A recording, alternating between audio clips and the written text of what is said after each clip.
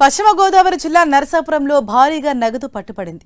Pastor ఘంటా John Baburao ఇంట్లో పోలీసులు ఆకస్మిక తనిఖీలు నిర్వహించారు. ఈ తనిఖీల్లో 2,27,94,000 నగదు పట్టుబడింది.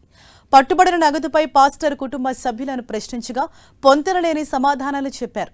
దీంతో పోలీసులు ఆ నగదును సీజ్ చేశారు. పాస్టర్ అల్లుడు శాంసన్ హైదరాబాద్ నుండి నరసాపురంకు అనధికార నగదు 50 లక్షలు తరలిస్తున్నారని పోలీసులకు సమాచారం అందింది. దీంతో ఇంటికి రాగానే దాడి చేసి నగదును స్వాధీనం చేసుకున్నారు. పాస్టర్ ఇంట్లోనూ సోదాలు నిర్వహించారు. దీంతో మిగతా నగదు దొరికింది. పాస్టర్ కుటుంబ సభ్యులపై పోలీసులు కేసు నమోదు చేశారు. ఈ నగదు ఎలా వచ్చింది, ఎక్కడి నుంచి వచ్చింది, వీరి కుటుంబ సభ్యుల వ్యాపారాలపై పోలీసులు వివరణ సేకరిస్తున్నారు.